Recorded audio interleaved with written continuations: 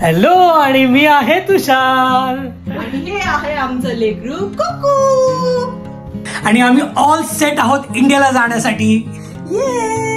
चला तर मग कॅब बुक झालेली आहे आणि लवकर कुकूला घेऊन बाहेर पडायचे. चलो. आमची रात्री 8:30ची फ्लाईट आहे आणि अशा प्रकारे आमच्या प्रवासाची सुरुवात झाली. आम्हाला बिलीव्हच नाही होते की आम्ही इंडियाला चाललोय. याची आम्ही खूप दिवस वाट बघतोय की कधी तो दिवस येईल आणि आम्ही कधी इंडियाला जाऊ. खरं तर खूप जास्त ट्रॅफिक आहे. चला तोपर्यंत तुम्हाला हे रॉजर्स सेंटर आणि सीएन टॉवर दाखवते, अर्थात कार मधूनच. परदेशातून आपल्या देशात जाण्याची एक उत्सुकता जी असते ना, ती काही वेगळीच असते.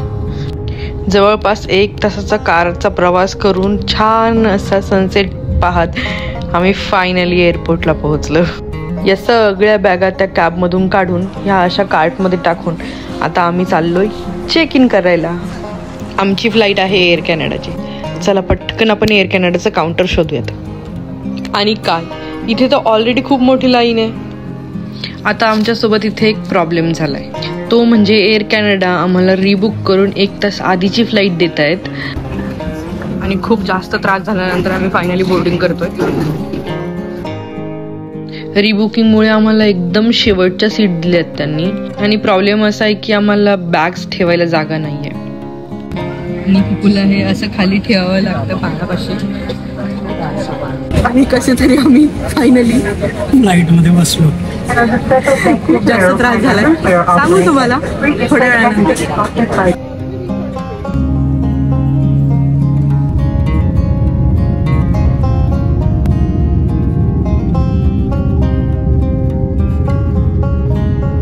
जे नेहमी फ्लाईटने ट्रॅव्हल करतात त्यांना माहीतच असेल हे की आपण आपल्या प्लेनचं लोकेशन पाहू शकतो की आपण कुठपर्यंत पोहोचलोय.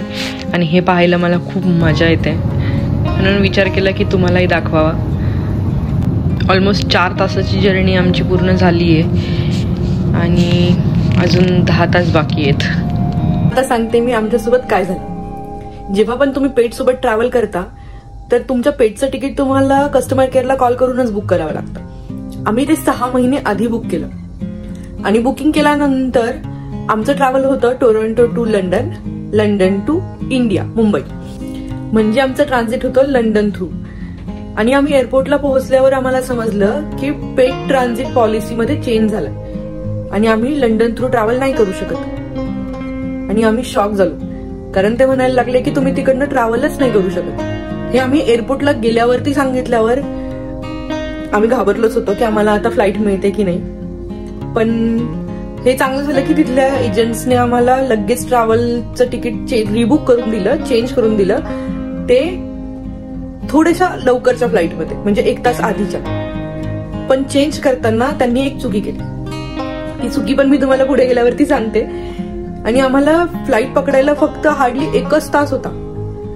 त्यात आम्हाला सिक्युरिटी करायचं होतं, ते पण कुकूला घेऊन. आणि आम्ही लिटरली पळत पळत जाऊन फ्लाईट पकडली, जे तुम्ही आता व्हिडिओमध्ये पाहिलीच असेल. आम्ही खूप जास्त पॅनिक झालो होतो की आता काय होणार. आणि आता ही जी फ्लाईट मिळाली आहे ही आमची आहे टोरंटो टू दिल्ली आणि दिल्ली टू मुंबई. म्हणजे टोरंटोवरून 14 तासाची फ्लाईट करून आम्ही दिल्लीला पोहोचतो आणि मग तिथून पुढे मुंबई.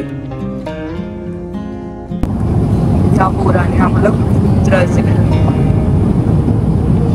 खरं तर तुम्ही तुमच्या पेट्सची बॅग मांडीवर नाही घेऊ शकत, पण जेव्हा अंधार करतात ना हे फ्लाईटमध्ये, तेव्हा मी त्याला हळूच वर घेऊन बसते, म्हणजे तो कम्फर्टेबल राहतो. आणि सलग 14 तासाच्या फ्लाईट नंतर आम्ही दिल्ली एअरपोर्टला पोहोचलोय.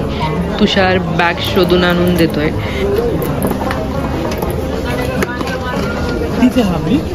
आता झालाय प्रॉब्लेम नंबर 2. आमच्या 3 बॅगपैकी 1 बॅग आलीच नाहीये. 1 तास बॅगेज काउंटरला उभं राहिल्यानंतर त्यांनी एक फॉर्म दिला, जो आम्ही फिल करून दिलाय आणि माहित नाही आता बॅग कधी येईल. Problem number 3. त्यानंतर 3 तास पेट क्लिअरन्ससाठी उभं राहावं लागलं, कारण त्यांचा डॉक्टर अवेलेबल नव्हता एअरपोर्टवरती. आणि आता प्रॉब्लेम नंबर 4. यापुढचा एकही व्हिडिओ आम्ही रेकॉर्ड नाही करू शकलो, पण खरं सांगते आम्हाला एअर कॅनडा आणि एअर इंडियाने खूप जास्त त्रास दिला. त्यांनी जेव्हा आमची फ्लाईट रिबुक केली त्यांनी डोमेस्टिकचे रूल्स आम्हाला सांगितले नाहीत आणि त्यांनी चेकही नाही केले की दिल्लीवरून मुंबईला जाताना आमच्या पेटचं ट्रॅव्हल कसं होणार. आम्ही जेव्हा दिल्ली एअरपोर्टला पोहोचलो त्यांनी आम्हाला सांगितलं की तुम्ही तुमच्या कॅटला फ्लाईटमध्ये घेऊन नाही जाऊ शकत कारण तो 7 किलोच्या वरती आहे. आम्ही फक्त 5 किलो अलाउड करतो. तुम्हाला त्याला होल्डमध्ये न्यावं लागेल, म्हणजे पेट इन होल्ड सर्व्हिस असते जी ऍज अ बॅगेज जाते. त्याने कधीच असं ट्रॅव्हल नाही केलंय आणि मी पण खूप पॅनिक झाले. आम्ही ऑलरेडी फी पे केलेली असतानाही त्यांनी आमच्याकडनं एक्स्ट्रा पैसे घेतले त्या सर्व्हिसचे. आणि आम्ही जेव्हा एअर कॅनडाच्या कस्टमर सर्व्हिस केअरला फोन लावत होतो एकही फोन कनेक्ट नाही झाला. आमचा 7 तासाचा लेवर होता आणि त्या 7 तासामध्ये आम्हाला 2 मिनिटही मिळाले नाहीत फ्री. आम्ही कसं तरी करून मोठं एक कॅरियर शोधलं प्लास्टिकचं त्याच्यासाठी. त्यालाही एअरपोर्टवरती 5,000 रुपये घेतले. ते घेतलं, त्यात कुकूला आम्ही दिलं, त्याला शांत करायचा प्रयत्न केला पण तोही खूप पॅनिक झालेला होता. त्याची फीस पे केली आणि मग जाऊन त्यांनी आमच्या पेटला पेट इन होल्ड मध्ये घेतलं. फ्लाईट 1.5 तासाची होती तर आम्ही कॉम्प्रोमाइज करायला तयार झालो की जाऊ देत, फक्त 1.5 तास तो वेगळा राहणार आहे आणि आम्ही क्विकली कसंही करून आपल्याला मुंबईला पोहोचायचंय. खरं सांगते एअर इंडियाचा स्टाफ थोडाही हेल्पफुल नव्हता. एअर कॅनडाचा तर कॉलच लागत नव्हता. आम्ही ठरवलेलं की आता गेल्यावरती आम्ही सविस्तर याची कंप्लेंट करणार आणि ती आम्ही केली. कुकूला पाठवल्यानंतर आम्ही तेव्हाही पळत जाऊन फ्लाईट पकडली आणि आम्ही जेव्हा फ्लाईट बोर्ड करत होतो तेव्हाही एम्प्लॉईज आम्हाला विचारतात की इतके लेट का झालात, जे की त्यांच्याच पॉलिसी. त्यांनी जर का कोड शेअर मध्ये फ्लाईट त्यांची बुक झाली आहे तर त्यांनी पेटला अलाउ केलं पाहिजे, नाहीतर मग बुकिंगच नाही घेतलं पाहिजे. याची कंप्लेंट आम्ही ऑब्व्हियसली करणारच आहोत. पण तो अनुभव खूप भयानक होता.